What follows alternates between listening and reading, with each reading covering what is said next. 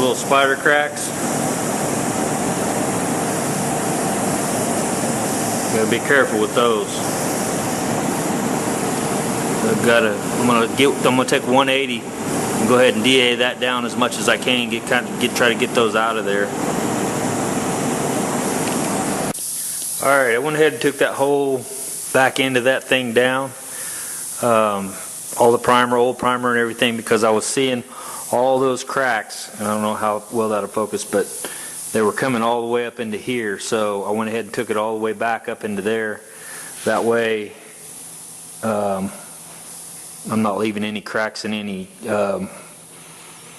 filler, or not filler, but primer and all that kind of stuff. So this is down to bare plastic. So what I'm going to do is use my 0588 3M multi-purpose plastic repair. This is TPO plastic, works for PP, TPO. Make sure you check your plastics for all that stuff. Otherwise you're going to be pissed off. So I ground away a little high spot here. There's a couple little spots that I have to, but I'm just going to wipe. I think I'm just going to wipe this whole thing to cover it, to fill in after I clean it, to fill in these little spider, any trace of a spider thing that's there. And then obviously that'll take care of that, and then primer over that, and then that's, if I was just to prime over this, it may, and it probably would. That's another thing too. As I said, I use this Bulldog adhesion promoter. Now that I got that down to bare plastic, you got to use this because stuff won't stick to it if you don't. So be sure you get some of this if you're going to go down to bare plastic like that. Now up in here where I didn't, you don't have to use the adhesion promoter because the etch or the tooth is going to work. But here you do. So what else? Let's see. So yeah, I'm going to clean that, and I'm going to use this stuff here, and then it's just like basically like plastic filler, and then just going to put a tight wipe on it just to get down into those, because there's really nothing wrong with it other than when it got hit, it probably popped back out, and it just, just spider webbed everything, spider webbed the plastic and everything. So, and it's not, like I said, it's not all the way through. So it's all good to go. I don't have to do any kind of, putting metal in it or putting mesh behind it or anything like that. So, all right, I'll bring you back.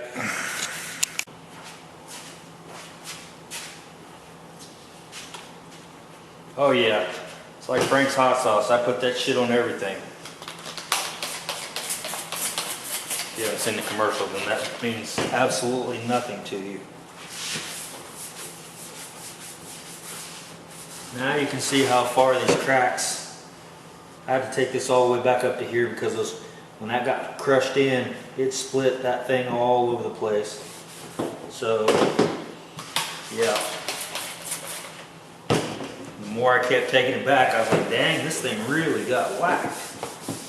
So yeah, this whole thing, all the way up through there, all the way in here, it must just completely push that thing in, and it must pop back out. So we'll get this cleaned up. A little bit of isopropyl. Let it dry, air dry it, let it dry. Spray some Bulldog on it. Let that kick. Spray another coat, let that kick. Go ahead and put my my filler, my plastic filler.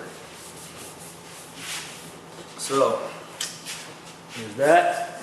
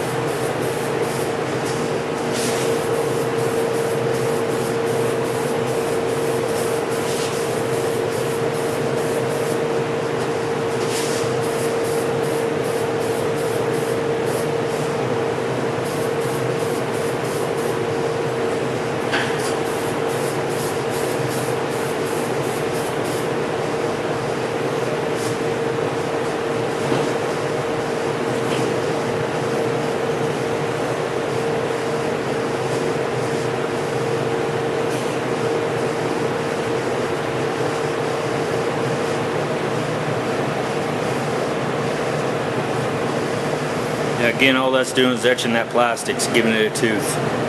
Just like you do sandpaper on primer or steel or anything like that.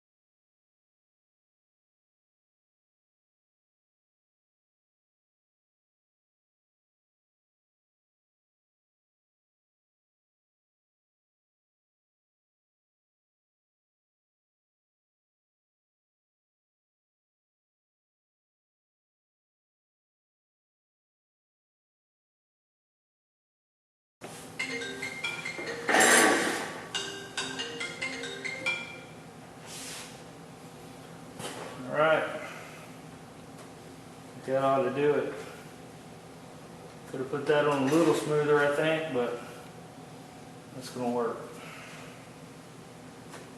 This stuff isn't, it's a little different than filler. It's kind of thick like syrup putting it on, or I don't know what you call it, but it's not, it's definitely not like glazing ready. That stuff goes on super smooth.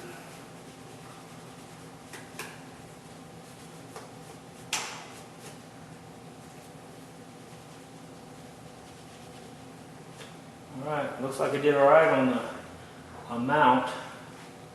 So that'll kick for, I don't know, I'll have to look again and see. But I imagine it'll take a little bit. Let's see. Work time you get 5 minutes, sand time you get 15 minutes, and paint time you get 30 minutes. Cure time is 4 hours, so 15 minutes I can sand that. I probably wait about 30 minutes for it to kick real good, and then come back over it and knock it down with DA with 180, and that'll fill on them little spider cracks, spiderweb cracks, whatever you want to call them. So that ain't the best freaking ever, but cut me some slack. Alright. Hey guys, so I was digging through my leftover paint and stuff from other cars that I've done, and I've got this Celestial Blue from Matrix, which was for the Honda Accord that I painted. And it's a pretty good, it's a really silvery paint with just a, it's like silvery blue. I don't know how well that'll show up. Here, let's go over here. And focus. Anyway, that may be what I paint my wheels with, because I have it, and why not? And so I was looking also, I thought, well, I'm out of clear coat because I had that MS52. Well, when we painted his car, we used this Matrix Universal clear coat, so, which is MS52.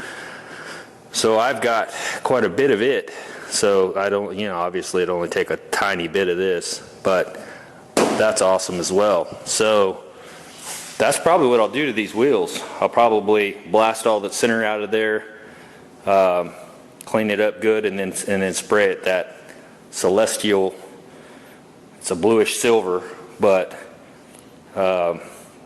see how it looks. I mean, if it doesn't look good, then I can't imagine it won't look good, but if it doesn't eventually, you know what I mean? It's not like a big deal to go ahead and scuff it up and repaint it some other color. It's just a wheel, so.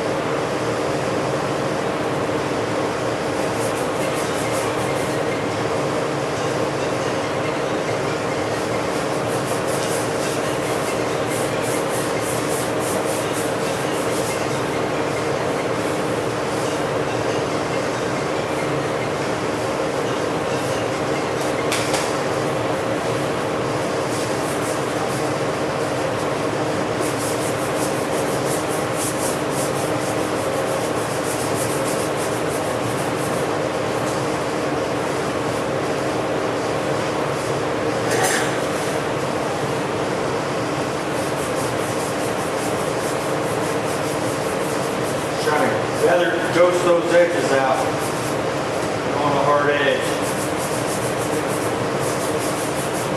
One thing I noticed about this stuff here, it also, and it may be the,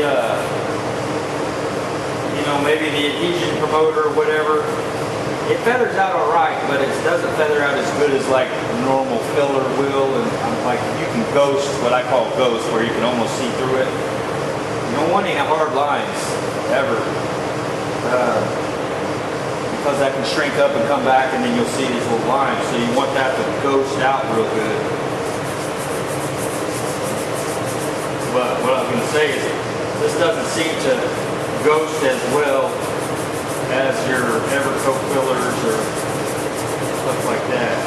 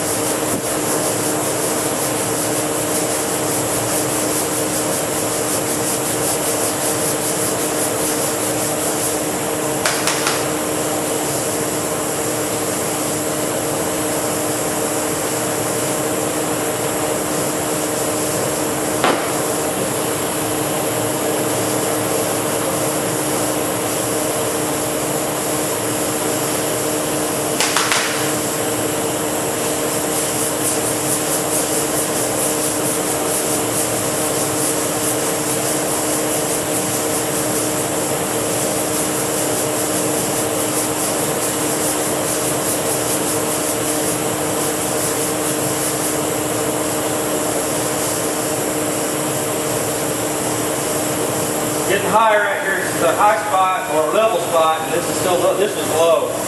So probably have to do another wipe on that to get it just right. Let's see. You only go so far. I'm going to stay off of that though.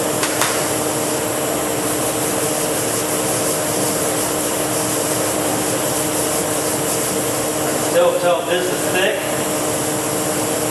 so that's good.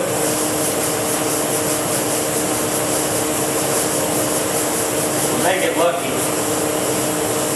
This is all still thick. Probably need another piece of paper. Yeah. That.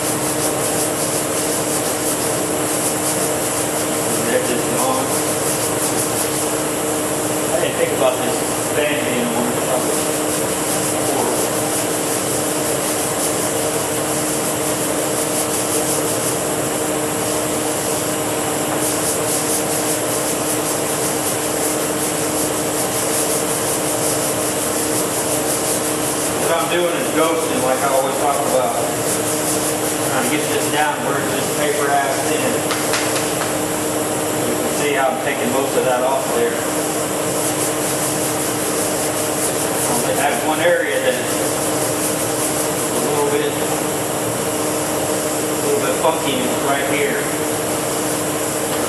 Most of this I can take off.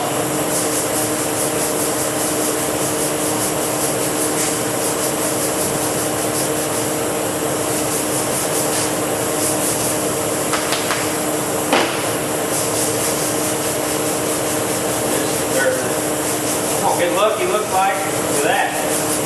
Woo! Yes. Yep. Good deal.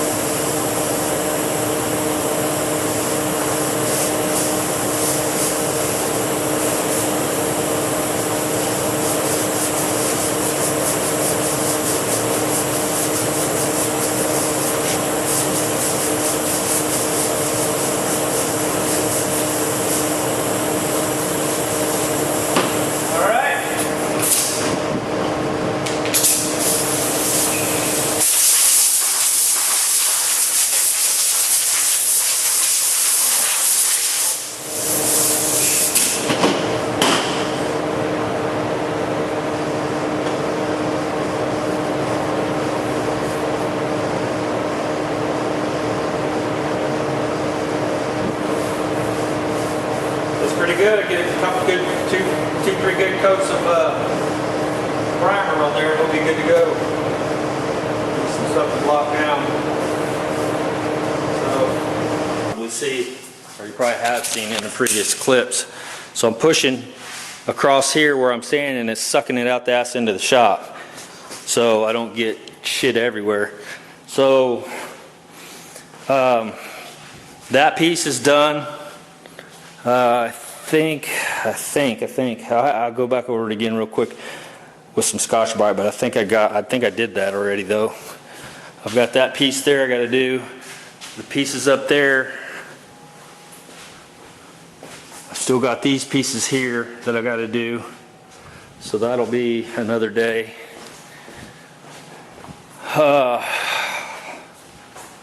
That piece there is done, ready for primer. These pieces over here done, ready for primer. I had to do some body work to this area here. Had to body work that, and that one was pretty good. I just had to sand it up. This one the same thing. So there's lots of pieces. I mean, there's just lots of pieces, and these are all plastic. And I still have this. And so I'll probably end up, I've got a lot of little rock chips in that one, so I'll probably end up having to use some glazing putty to fill in some of those rock chips on that. But yeah, I'm getting closer. I mean,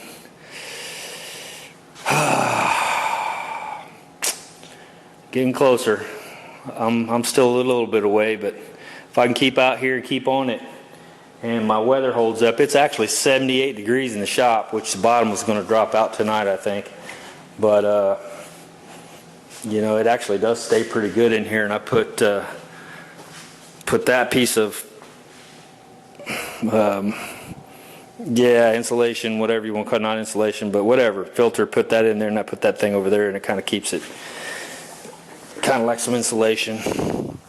I used to actually have a piece of insulation I stuffed into that hole and then put that over there, the board over there. So talking to, and I can't remember his name, just messaging back and forth. He built his paint booth, homemade paint booth, and he did it with 2x4s. It seems like it's Mike, maybe. I don't know. Anyway, so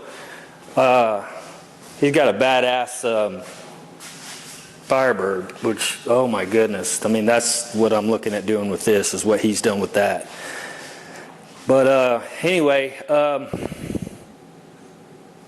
you know, he was saying to be careful if you get too many fans. So I may just end up using that one fan, building this like I was talking about from, you know, here and then over to here basically, or actually be this side of that, and put some intake filters in this side. That way when that kicks on, it'll filter everything that's coming in. It'll also be heated if it's cold when I decide to paint this. He said because what happens is you get, and it makes sense to me, you get a smaller space like this and it really starts sucking the walls in. And so if you've ever seen how this fan works, I've told people before, I mean, it's just a little fan, but it's got a lot of CFM or whatever. So when I turn that fan on,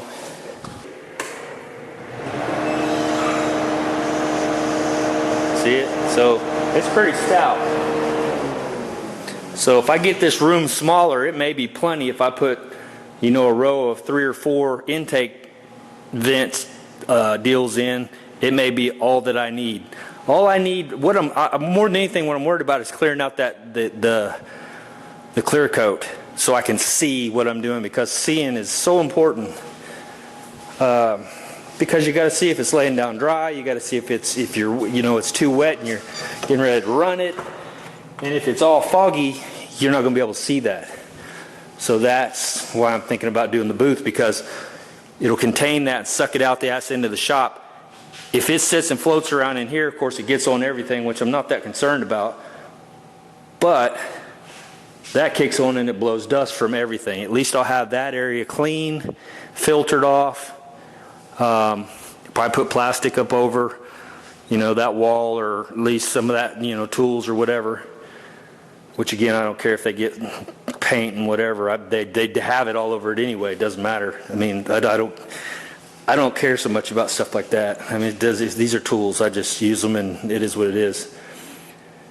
But I got to find. I'll probably put these doors back on the car, and I'm going to put the hood outside and that other hood outside, and clear this area out of here, or clear the area out, clear the parts out of here, so I'll have lots of room. Not sure. I think I'll leave this sit the way it is, and actually I may back it in and then move it over here. I may put my little wheel things where I can spin it around and move it if I need to.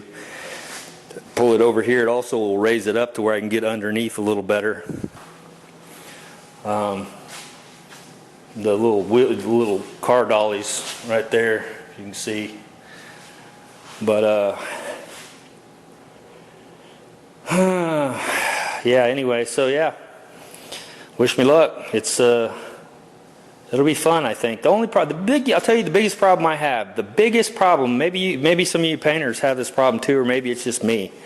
I sweat so freaking bad.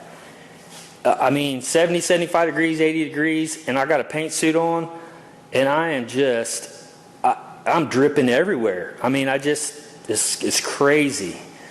I don't know if I need to get a freaking old school tennis headband or, put a, I don't know what to do. I see some people wearing like a biker scarf over their heads, That's probably a pretty good idea. I've never really wore that kind of stuff, but if it cuts down on drip and sweat everywhere, that would be a big help. So if you guys know anything other than, and I'd love to have one of those fresh air masks. That's the ultimate. That's the bomb. But I don't have, I think they're $800 or more for those. That would probably keep you from sweating so stinking bad. And I might look into that, but I don't know how much money I want to spend just to paint, which I'll be painting other stuff too. So maybe I'm sorry, I'm thinking out loud again. So anyway, as one guy said, I'm a little long-winded. That's true. You're right. That's okay. That's just the way it is. So I'm done today, and you guys have a good one. See ya.